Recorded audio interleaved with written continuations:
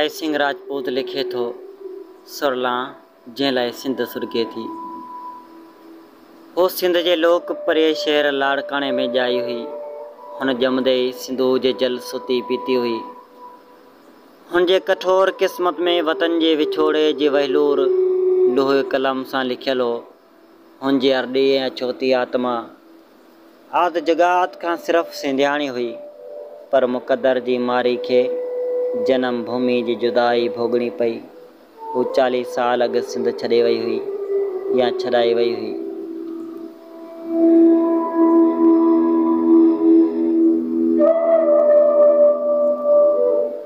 अलाए कहिड़ी उणतुण हुन खे वतन जे वणनि खां जुदा करे छॾियो हो।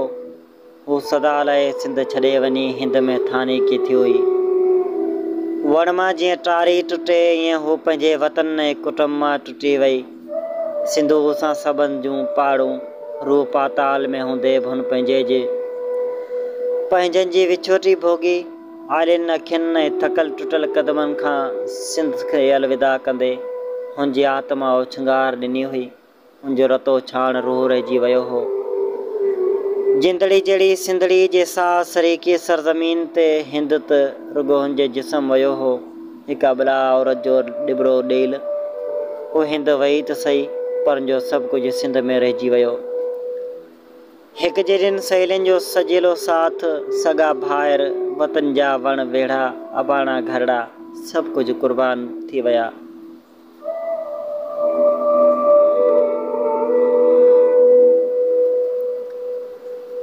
हुनखे हिंद में सिंध जी सिक कॾहिं बि सुकून सां सकूनत पज़ीर थियण न ॾिनो। हू वतन लाइ विलखंदे फतकंदे नेठि 16 साल अॻु सिंध वतन ॾांहुं संभरी हुई।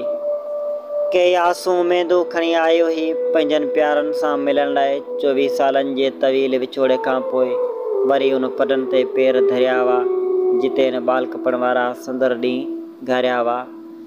सिंधू जी जलधारा में पेर पाईंदे वॾी रूहानी राहत माणी हुई। साध ॿेले वारे मेले में हिन जी अलौकिक आत्मा खे वॾो आसीस मिलियो हो। पंहिंजे विछड़ियल परिवार सां मिली हुन ॼण परमात्मा पाए वरितो हो। पंहिंजा अबाणा अझाव ॾिसी हिन जे अलमास सखड़ियुनि में ख़ुशियुनि जा लुड़क लड़ी पिया, पर अफ़सोस हुन ॾींहुं ख़ुशी जी उमिरि इंतिहाई कम हुई, छो तिन खे वापसि वञिणो हो।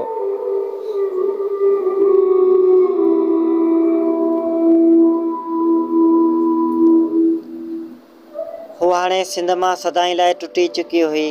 हू हाणे असां लाइ ओपरे वतन जी हुई। वीज़ा ख़तमु थी उछंगार ॾेई हली वई हुन पार। विछड़ी वई पंहिंजी जिंद जहिड़ी सिंध खां। हुनजे वजूद सिंध जे ख़मीर मां खड़ियल हो। हुनजे माह में मोहन जे दड़े जी मिटी शामिल हुई। हुनजे सीने में धड़कंदड़ दिलि में हर वक़्तु संभारा सरगम सां महवर रक़्स हूंदी हुई। हू गीता जे शलूकनि बजाए सामी जा सलूक तरनम सां ॻाए राम खे रिझाईंदी हुई। उहे हर रोज़ु संझा वेले आरती बदिरां भिटाए जी वाई झुंगारींदी हुई त आयल माओ मुंहिंजो जोॻीअड़नि सां संग। हुनजे शरीर में समायल रगत में सिंधू जो पवित्र जल पेवन थियल हो। हू जॾहिं सांझ जा सितारा ॻणींदे उतरवाओ खां वतन जा पखियुनि जा पार पुछंदी हुई, तॾहिं हुनजे अंदर में ओसीअड़े जी उकीर उथी पवंदी हुई। हू बेअख़्तियार चई ॾींदी हुई, पखी परोका अञा न आया, उकीर तिन जी हुरी रही आहे, उदास सरती हवा उठे जी चए पई का उॾार ईंदी। पंहिंजे देश जे पंछियुनि जी उॾार त कोन ईंदी हुई, पर उदासी जे समुंड में ॿुॾी वेंदी हुई। हू जॾहिं सिंध मुड़िजी बेबा यादि जे समुंड में गोता खाईंदी हुई, तॾहिं हुनजे वलर खां विछड़ियल वेगाणे पंछी जहिड़ी आत्मा वेतर वया कल थी पवंदी हुई। सिंध वतन जी यादि जगाती अर्जुमंद देवी सरला हरवा रात ख्वाबनि जी ॾंद खटोली ते परवाज़ करे साहती परगड़ी सिंध जो धुंधलो दर्शन कंदी हुई। हुनजे ख़्याल खां वठी ख्वाब ताईं रुगो सिंधी समायल हुई। हू सरापा सिंध हुई। ऑल इंडिया रेडियो वारी सर्विस आकाशवाणी तां शहीद भगत कनूराम जे कंठ में अलख ॿेड़ो तार मुंहिंजो वारो आलाप ॿुधंदे हुनजे रूह जूं तंदूं भिटाए जे तंबूरनि सां ताल मिलाईंदियूं हुयूं ऐं हुनजे अखियुनि जो आकाश नमी पवंदो हो। पंहिंजे अबाणे वतन जी उकीर में सदा साणी सरला परिवार जे प्यार ऐं जुदाई जी झोरी में झुरी पवंदी हुई। हर रक्षाबंधन ते हिनखे यादि पवंदा हुआ पंहिंजे भू जा भूरा भाउ हरीश ऐं महेश।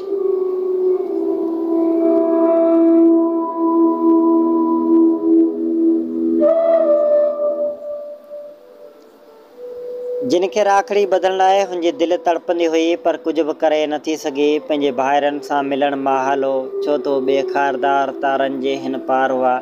रत जे रिश्तनि विचां इंसानी सितम जी साखी सरहद हुई, जंहिंखे उकरण लाइ इजाज़त जल्दी मिलणु मुश्किल हुई। हू पंहिंजे भाइरनि सां सिर्फ़ु महसूसात में मिली सघे थी। तस्वीरुनि तसुरनि में वीर पुसली वारी विर्त जूं सुपारियूं भाइरनि में बांटींदी हुई। हर रक्षाबंधन ते सुॾकनि में साणी, वतन खां वेगाणी सुरला, रतन जड़ाव रखड़ी राखी खणी ॿिनि वणनि में ॿधी छॾींदी हुई। भाइरनि जे भरम लाइ हिन उन्हनि वणनि खे मुंहुं बोलिया भाइर कया हुआ। भाउ जे भाइरनि जी सिक उन्हनि वणनि मां कीअं पूरी थींदी, पर पोरबंदर जे वढ खे ॾढ ॾियण ख़ातिर उन वणनि सां वास्ता रखिया हुआ। हुनजे अॻियां सिंध जी केरु ॻाल्हि कंदो हो, तुंहिंजे अंदरि अधु थी पवंदो हो।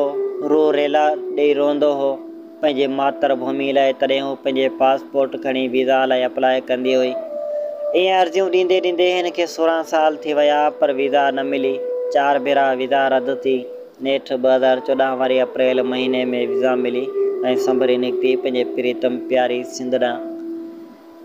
हू समझौता एक्सप्रेस ज़रिए आई। रेल में ईंदे ई हू यको भाइरनि सां फ़ोन ते हम कलाम हुई। हुनजे अंदरि में वॾी उकीर हुई। 16 सालनि खां जुदाई जे जावन में जलंदड़ सुरला जॾहिं लाहौर जी सरज़मीन ते लथी, तॾहिं हुनजी अखियूं पुरनम हुयूं।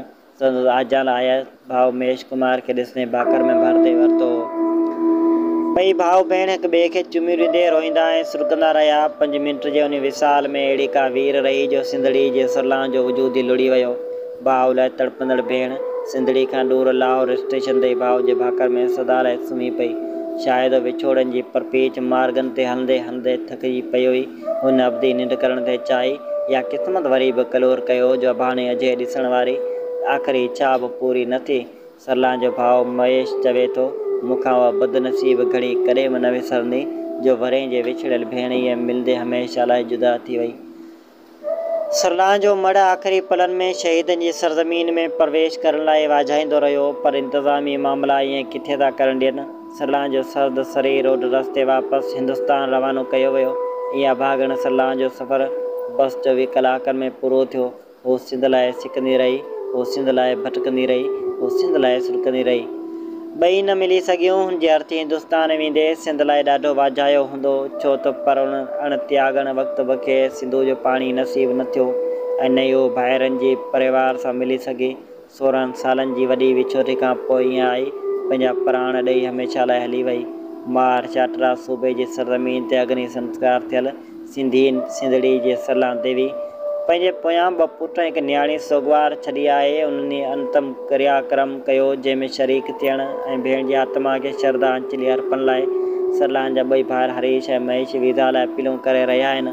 वीज़ा मिलंदी अलाए न, पर ॾुख इहो आहे त इंसानी सरहदूं एॾा वेछा कंदियूं आहिनि जो माण्हू न जीअरे जो ॿिले न मोए जो कांधी। सरला देवी जे सपूत पुटनि खे मुंहिंजी वेनती आहे त अदड़ा अमा सरला जो अस्थियूं मथां गंगा में वाहियो, इहे सिंधु नदी में वाहिजो जॾहिं अचणु थिए, छो त सरला जी आत्मा जी शांति जो सुवालु आहे। हू सिंध लाइ रुनी आहे, हू सिंध लाइ रोए थी।